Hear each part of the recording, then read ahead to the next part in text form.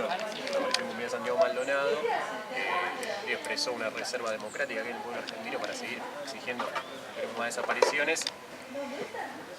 Y esa es un poco la expresión concreta de lo que está pasando hoy, pero queríamos adentrarnos a las cuestiones más de fondo del plan económico, estratégico, del macrismo y de todos los capitalistas en la región. ¿De copa? Para discutir en torno a eso, qué es lo que viene pasando, el rol de medio de comunicación en un bloque junto al oficialismo, al gobierno, además, y en torno a eso, cuáles son las tareas. Así que la idea es un poco charlar acerca de esos ejes y nada, acá Mariano, un compañero que es docente y coordinador de la juventud del MST, va a estar tirando algunas coordenadas para abrir el debate. Podamos sumar, aportar y demás. Bueno, no, me parecía que estamos haciendo muchas reuniones, encuentros en distintas universidades, facultades, en CBCs, en colegios secundarios, en barrios, intentando, junto con, obviamente, seguir impulsando la movilización lo más unitaria posible, porque hay un momento particular de la coyuntura política del país, pero nosotros hacemos una lectura de carácter más regional, es decir, hay un momento muy particular en la región, Latinoamérica, de derechización de las capas medias, y que eso termina teniendo una expresión política por arriba, y de fuerte polarización, porque no es que el conjunto de la población mayoritariamente se derechiza, sino que sobre todo una franja de los sectores medios que influencia en los enclaves urbanos a sectores de trabajadores, pero junto con ese fenómeno hay una polarización muy fuerte, es decir, del otro lado también hay expresiones de resistencia muy particulares, por eso no hay un cuadro de situación como podría haber pasado en la primera mitad de la década del 90, donde, digamos, la relación de fuerzas cambió a favor un poco de los planes que tenían las corporaciones y el imperialismo en la región, y Menem, digamos, pudo avanzar con un plan global de privatización y después los plebiscitó en las elecciones de medio término y ganó por paliza. No es esa la situación, la vemos más contradictoria, que seguimos transitando un poco la etapa que perfiló el 2001 en Argentina, con una crisis grande del sistema de partidos, con un vacío en la oposición. Nos parece que la particularidad del momento es que en la polarización la expresión más derechizada de la sociedad tiene una expresión política, que es el gobierno y los medios hegemónicos, y del otro lado, el otro polo, que aunque es mayoritario en términos numéricos, si uno toma el resultado electoral, para tener un parámetro, no es el único, pero para tener un parámetro, está dispersa la oposición, es decir, no hay una oposición,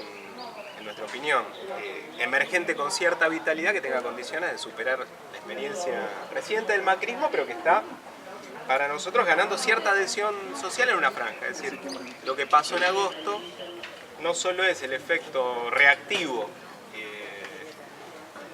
al proyecto del gobierno anterior, no es, hay un elemento adicional que tiene que ver con que hay una derechización de una franja.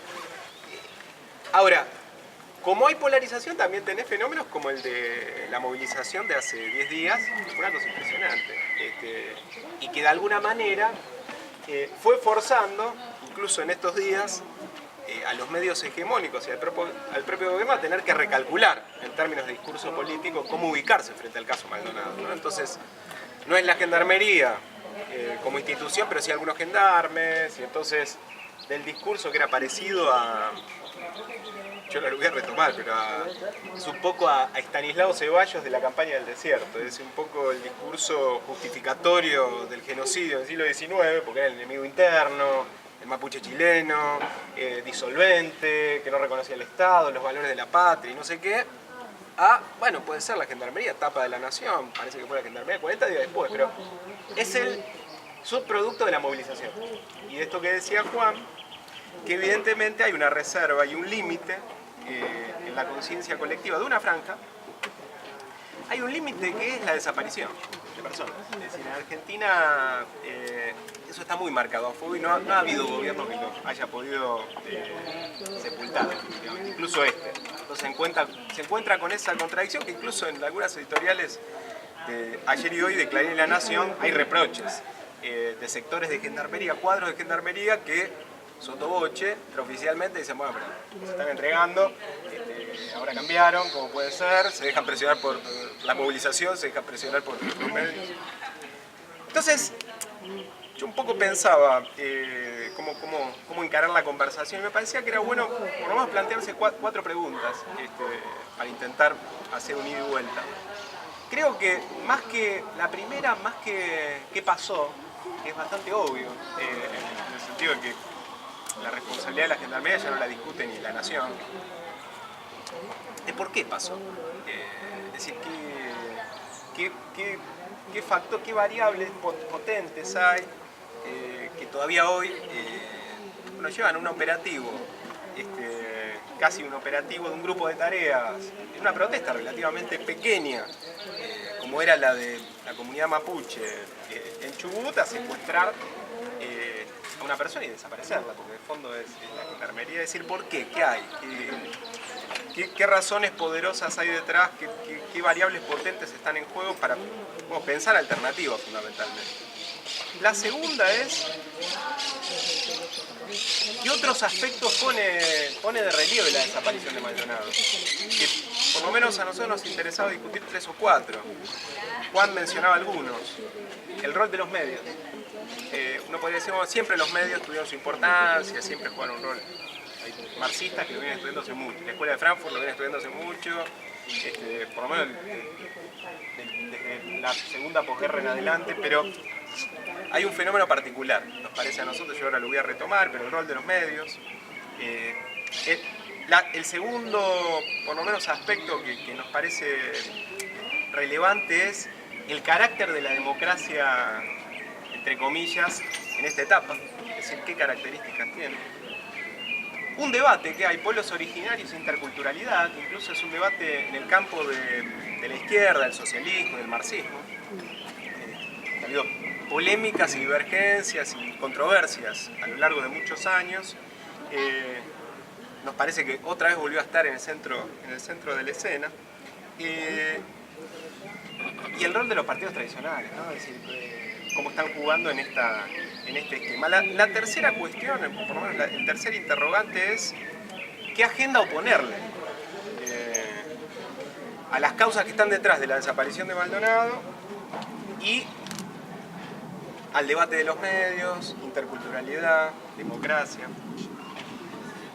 por lo menos en esta situación. Y en cuarto lugar, bueno, ¿cuáles son las tareas, cuáles son los desafíos en un sentido inmediato y también de mediano y largo plazo? Porque nos parece que tenemos que hacer un esfuerzo por intentar pensar algunas hipótesis estratégicas, por lo menos de cara a lo que está pasando. Entonces, lo primero, ¿por qué? Para nosotros hay razones económicas poderosísimas detrás de la desaparición de Maldonado, ¿no? Es decir, por lo menos dos conectamos nosotros, una de orden, si se quiere, local y regional, y otra que tiene una escala que trasciende el plano nacional. Hay en juego un tema que es la ley de tierra, es decir, la ley 26.160, que fue una conquista de la movilización de las comunidades después del 2001, se termina aprobando en el 2006, capaz que la conocen. Bueno, que habilita el relevamiento de tierras, el registro, y al final la definición de los títulos de propiedad comunitaria en litigio con Benetton, con fundamentales terratenientes del país. Esa ley, digamos, el mérito que tiene, más allá de sus limitaciones, es que impedía durante su vigencia los desalojos, ¿no? Entonces, lo que fue pasando desde el 2006 hasta ahora es que, digamos, como resultado inestable de dos fuerzas, por un lado las comunidades movilizándose, por otro lado el lobby de las corporaciones y de los terratenientes, nunca se terminó de registrar, ni de hacer el relevamiento, ni de definitivamente consumar el registro catastral global, pero las comunidades movilizadas fueron logrando prórrogas, ¿no? Que, bueno, lo que hacían era protegerlas de los desalojos compulsivos por parte de la justicia y de las fuerzas represivas. Eso caduca el 23 de noviembre, es la última prórroga. Eso está en juego, eso es lo primero que está en juego. El 23 de noviembre, digamos, o se prorroga o el 24 de noviembre están habilitados los lobbies terratenientes y jueces que van a encontrar para avanzar con todo hacia el sur y hacia el norte también. Porque el segundo factor económico que está detrás, que conecta con esto, es que hay un momento, por lo menos en nuestra lectura, en términos de la crisis capitalista global, que tuvo desde 2008 para acá como distintas etapas. Hubo un primer momento en 2008, 2011, 2012, donde sorprendidos,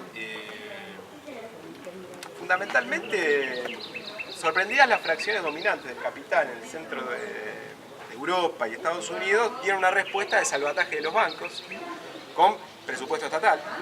A partir del 2012 hay que empezar a pagar esa factura porque alguien tiene que pagar, entonces empiezan los recortes y se reinicia el ciclo del estrangulamiento de las deudas, primero sobre la periferia de Europa, por eso Grecia, España, Portugal, pero ahora definieron una agenda para intentar recuperar tasa de ganancia.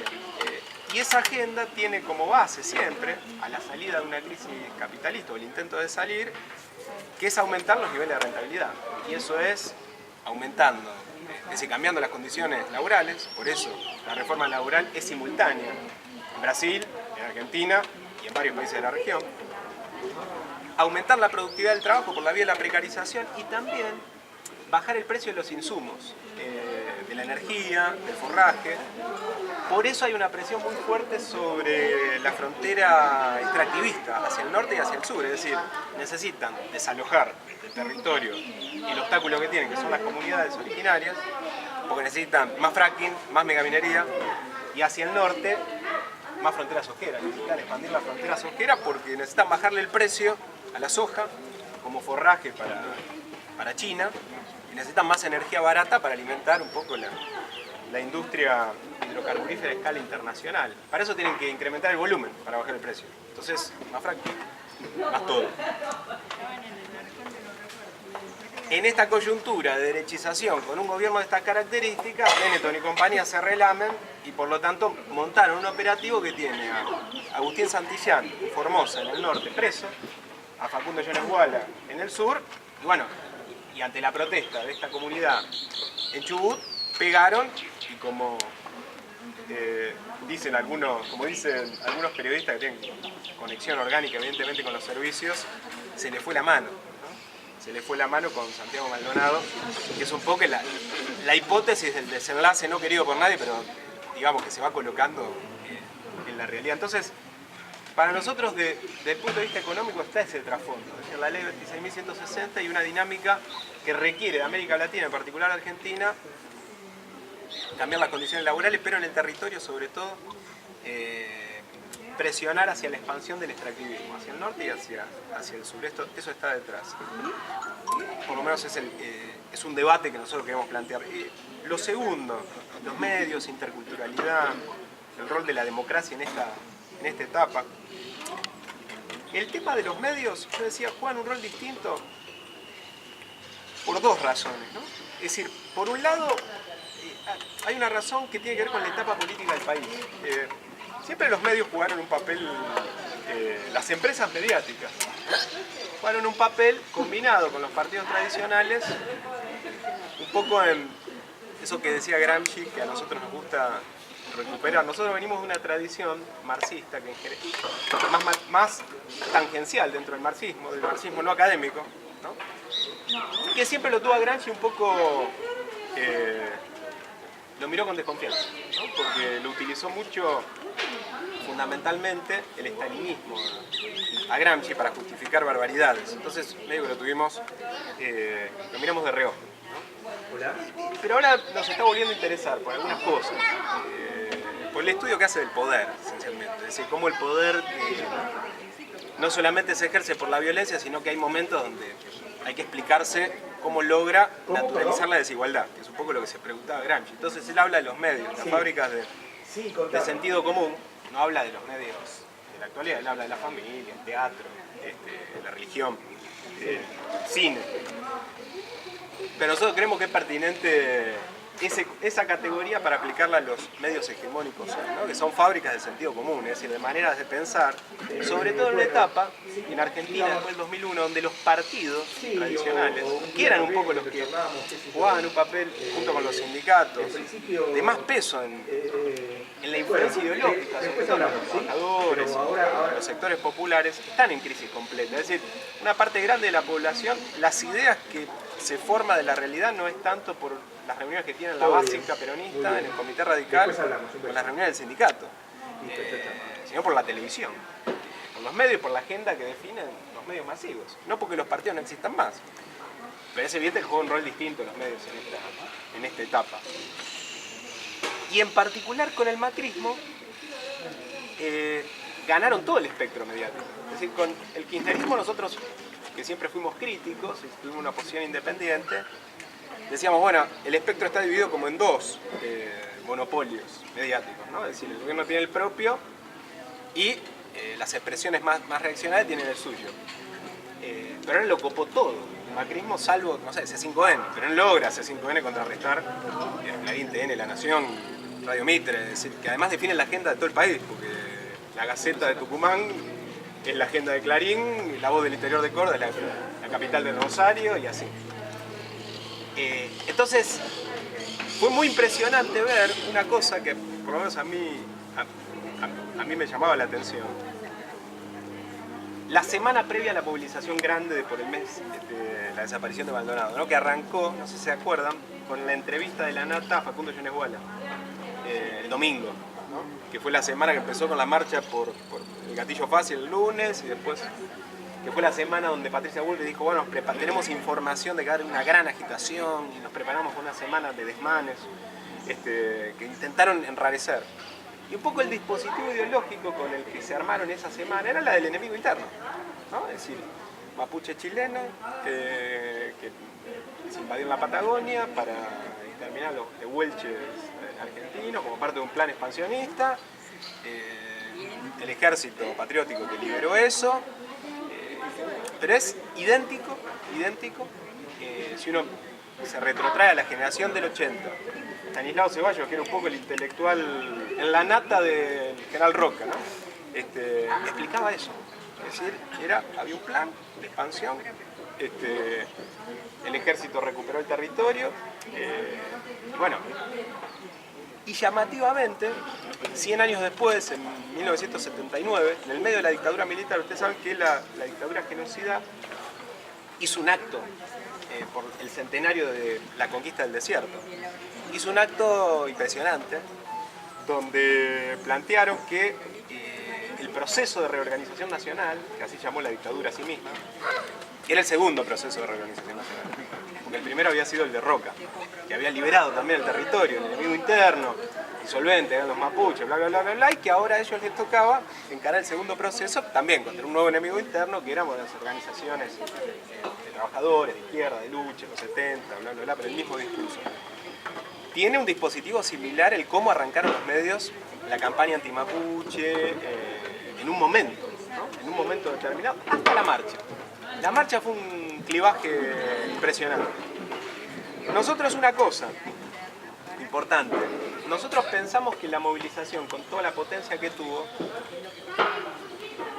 no provoca un cambio general en las relaciones de fuerza. Nosotros vemos que el gobierno se fortaleció después de las elecciones. Pensamos que más bien no se movilizó ningún sector que hubiera votado Macri.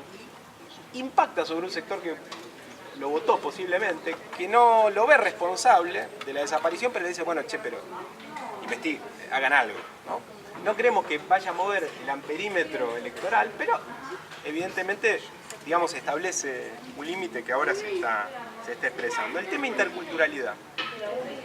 En Argentina hace 20 años, yo cuando empecé a militar en el colegio secundario, si a mí me preguntaban si había pueblos originarios en Argentina, yo decía que no. Yo decía que no, al final de la década del 90. Creo que no hubiera sido el único que hubiera dicho eso. Decía, no, en Bolivia sí, en Ecuador también, en Amazonas sí, pero en Argentina no hay, digamos, no está. Los asesinó Roca. hay una nueva generación de militantes en las comunidades, jóvenes. Hay una nueva generación que también es post-2001, que nosotros lo estamos detectando, nuestros compañeros nos cuentan. Nosotros somos una organización nacional, nuestros compañeros de las zonas donde hay comunidades detectan una nueva generación, gente joven que retomó un poco la pelea ancestral por el territorio y vuelve a colocar en el debate este tema de la interculturalidad, este tema del reclamo de territorio. Es evidente que no estaba en la agenda tampoco incluso de la izquierda, estaba en la agenda de la izquierda. Nosotros pensamos que es un debate decisivo esencialmente porque el modelo extractivo, que es un modelo que se alimenta de territorio para mercantilizar, es incompatible con el reclamo de las comunidades. Incompatible, es decir, es imposible que en el marco de la lógica del capitalismo de esta etapa extractivista, es decir, que mercantiliza hasta el último centímetro del territorio, los pueblos originarios y las comunidades puedan lograr concretar sus reclamos ancestrales. Es decir, no... Por eso es tan violento el proceso. Es decir, uno se pregunta, bueno, pero si Benetton tiene 1 millón de hectáreas, es poco lo que... ¿no? Las comunidades... Sí, pero en la lógica de la ley del valor del capitalismo, no hay poco ni mucho. Es decir, es la presión por la expansión permanente y por lo tanto es una ley que incluso supera las individualidades. Es decir, es más que Benetton, Lewis o Tompkins. Digamos, por eso nosotros pensamos en la necesidad de una alianza estratégica con las comunidades originarias, porque pensamos que es reorganizando, en todo caso, la economía, el modelo social y político sobre otra clave, ¿no? Que no esté basada en la producción de cosas para vender, que es un poco la lógica del capitalismo, solo pensando en una reorganización general de la economía, el territorio, la política, etc., tiene chances de ese reclamo tener, digamos, algún resultado positivo. Nosotros en particular, obviamente, reconocemos el derecho a la autodeterminación de los pueblos. No lo fomentamos porque preferimos que no haya fronteras, en una lógica no capitalista de organización de la sociedad. Que no haya ninguna frontera, sino que podamos convivir de manera intercultural y interreligiosa y de las que sean. Es decir, sé que los compañeros están en la pelea en defensa del pueblo palestino. Bueno, nosotros estamos también por la eliminación del Estado sionista de Israel, porque pensamos que perfectamente se puede convivir como se convivía antes del enclave sionista y pro-yanqui en la región. No lo fomentamos el derecho a la autodeterminación, es decir, no es parte de... no es una política pública, pero en el caso de no ponernos de acuerdo con una nacionalidad, sí le reconocemos el derecho democrático a autodeterminar, como los vascos, los catalanes, los escoceses, los irlandeses, y por lo tanto la plurinacionalidad como salida, ¿no? Y sobre esa base, bueno, relaciones de cooperación libremente consentidas entre las naciones. Eso es incompatible con el capitalismo y es incompatible con esta lógica democrática y con este Estado que actúa como gendarme de las corporaciones.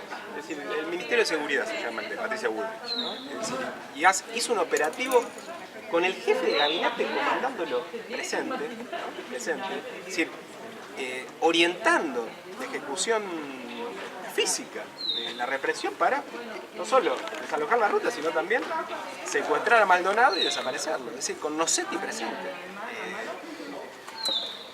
Tiene que ver con que incluso ese reclamo tan minoritario y en todo caso tan circunscripto a un territorio muy parcial, choca con la lógica expansiva del extractivismo. Es decir, eso es lo que para nosotros está definitivamente de fondo. Dos cosas finales para que podamos charlar. Nosotros pensamos que en lo inmediato, obviamente las tareas decisivas son, hay que preparar una nueva movilización que ahora va a tener una expresión. Bueno, este viernes, la Noche de los Lápices, también combina reforma educativa capital y el reclamo por Maldonado. El lunes se cumple el 11º aniversario de la desaparición de López. Ahí veremos, porque hay organizaciones que sí están participando de manera activa por Maldonado, veremos si son parte también de la exigencia de la aparición con vida de López, ¿no? Si por ahora es el encuentro Memoria, Verdad y Justicia. La movilización del primer aniversario fue tan potente porque logró una unidad, la que hace falta en esta etapa en la calle, donde los organismos históricos que en el periodo anterior estuvieron más ligados al gobierno nacional y Memoria, Verdad y Justicia, bueno, logramos construir una unidad que fue potentísima, bueno, y generó ese hecho impresionante que fue la marcha de 250, 300.000 personas acá y que fue nacional. La renuncia de Bullrich es también parte de la agenda inmediata. Nosotros pensamos que hay que incorporar no solo el aspecto democrático, sino el aspecto económico. Este tema Benetton, hay que poner en debate el problema de la tierra.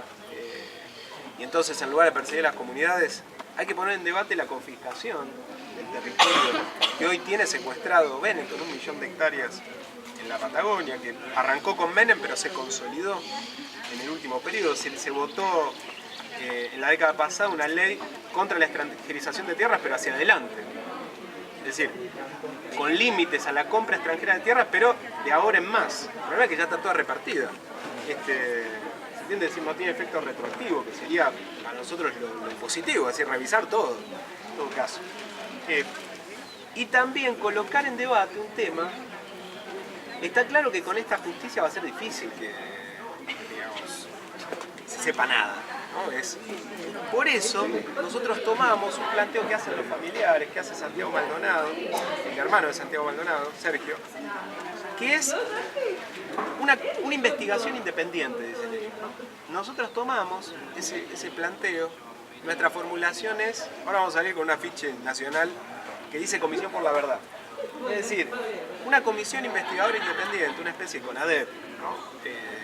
Integrada por los familiares, Norita Cortiñas, los organismos, Pérez Esquivel, que investigue de manera independiente a la Gendarmería y a esta justicia que está completamente digitada, con plenas facultades para llegar hasta el final, porque se necesita un mecanismo que dé confianza social en sus resultados. Hoy nadie le creería a la justicia, a la Gendarmería, es decir, una semana dicen una cosa, otra semana dicen otra.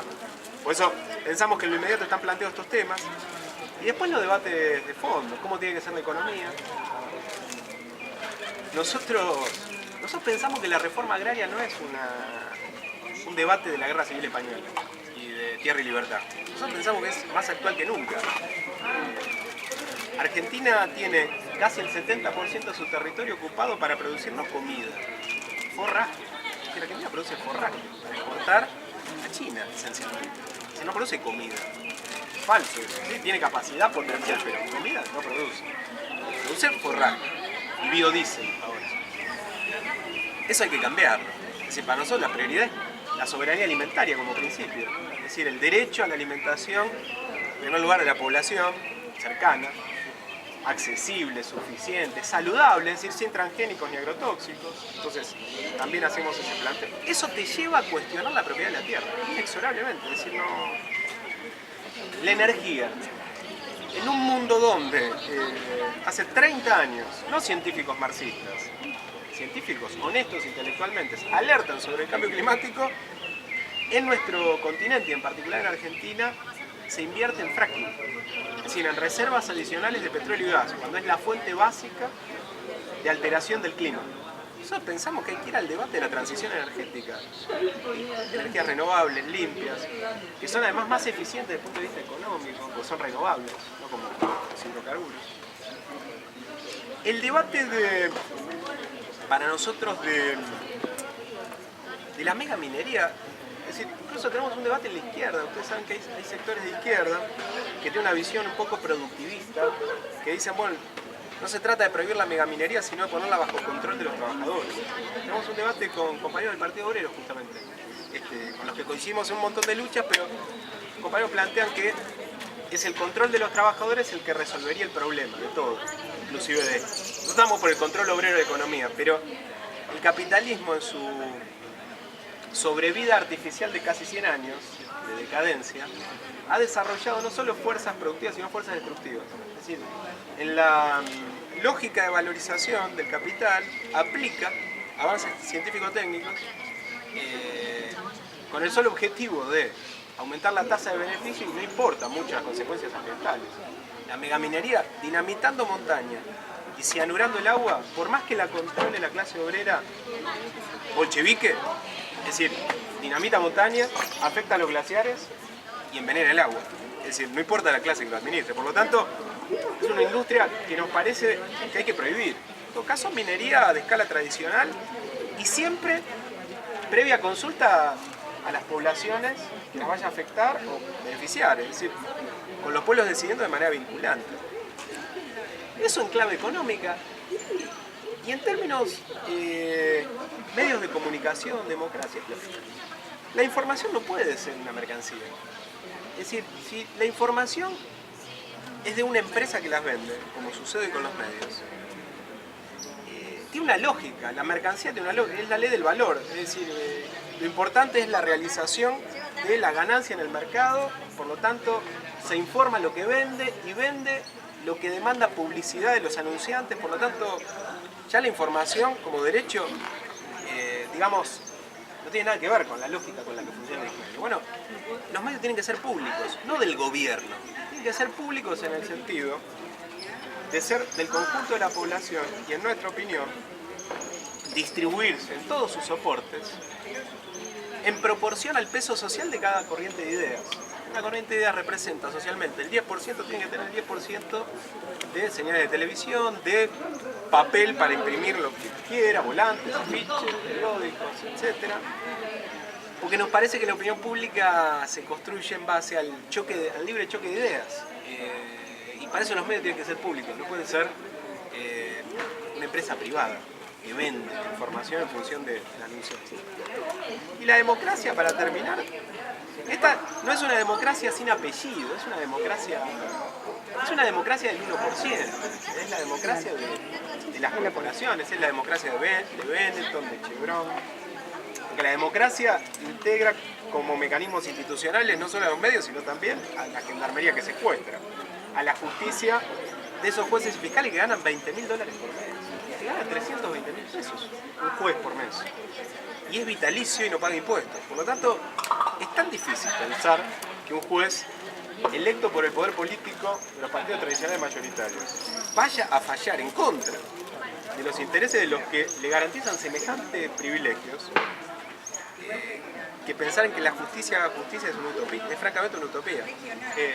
Por eso para nosotros es cambiar la lógica global de esta democracia, pensarla en primer lugar sin esa casta de políticos privilegiados que no los controlan a nadie, que circunscriben la democracia al procedimiento de votar cada tanto, como si la democracia fuera eso. Es decir, vos votás cada tanto y entonces las fuerzas que sacamos menos votos ganan las elecciones si quieren cambiar algo. ¿Por qué protestan? No sean autoritarios. Y el contrato, que se supone que es el voto, termina siendo un cheque en blanco para que hagan lo que quieran, porque te dicen A en campaña, hacen B y tenés que esperar 4 años. Entonces, para nosotros la democracia tiene que ser poder elegir, poder sacar, revocabilidad, que el salario de todos los funcionarios electos sea el de un trabajador promedio, que estén obligados a usar lo público, que tengan mucho control social, que la justicia esté sometida no al control por arriba de la política profesional, sino por abajo, con el voto directo cada 4 años de la población, que haya una elección de jueces y fiscales. Sí, se presenta la sociedad, pero se politiza la justicia. Bárbaro. Es decir, habrá una lista de jueces y fiscales fachos, ¿no? Que fachos. Y habrá otra que será progresista, otra de izquierda, y bueno, y se debatirá libremente en elecciones separadas y votaremos. Y tienen que ser revocables, y tiene que haber juicio por jurados. Y hay que desmantelar el aparato represivo.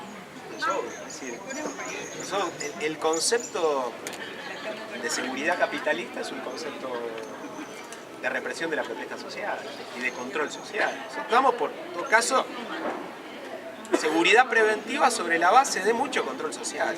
Es decir, comisarios, pero electos por la población en los barrios, irrevocable, cada 4 años, rotar de comisaría para que no tenga condiciones de anclar en los negocios de la zona, como en general hace.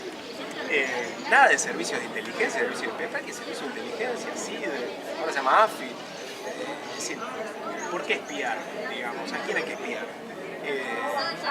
eso desmantelarlo por completo, abrir los archivos de la última dictadura. Bueno, es una revolución, sí, en definitiva, ¿no? En el sentido de reorganizar todo. Revolución en términos de no emparchar, sino cambiar de fondo. Para garantizar derechos básicos, a que no te desaparezca, a tener el territorio, que como decía el otro día, el sábado hicimos una charla en un centro cultural que hay en Capital, que tiene nuestra juventud en Capital, y fue un historiador que se llama Marcelo Balco, que es colaborador de Osvaldo Valle, muy estudioso de la otra historia. Y él decía que lo impresionó en Formosa, le preguntó a un anciano de la comunidad CUM de Félix Díaz, a propósito, para provocarlo, si tenía título de propiedad. Y se quedó pensando el viejo. Y le dijo, mire, a mí mi papá me explicó, me llevó al cementerio de la comunidad, y me dijo, bueno, ¿ves? Acá está tu abuelo, el papá de tu abuelo, el abuelo de tu abuelo, y así 10 generaciones. Ese es el único título de propiedad, en definitiva, que tienen los pueblos originarios. Por lo tanto, nos parece que el reconocimiento básico a ese reclamo es decisivo. Nosotros, son estas las cosas que nos parece que hay que discutir. Las tareas inmediatas que hacen a la movilización, pero aprovechar para no quedarnos un poco en eso, ¿no? Que lo vamos a hacer, porque nos vamos a movilizar. Discutir cómo se hace para que no vuelva a pasar, o por lo menos para que las condiciones no hagan que sea factible que en una protesta social desaparezca que los pueblos originarios tengan los derechos territoriales que reclaman y que Benetton no mande, digamos, que mandemos el 99%, que en definitiva es lo que nosotros planteamos. Nos organizamos para eso, fuerza política. Esa es la verdad. No alcanza con lo nuestro solo, ni en la movilización, ni en el terreno político. Aunque en la movilización siempre se logran niveles de unidad mayor que después en el terreno de la expresión política. No me refiero al electoral específicamente, digo en general. Nosotros somos de las corrientes que opinan que hay que hacer un esfuerzo. Por eso que muchas veces logramos unir en las luchas, se proyecta en política.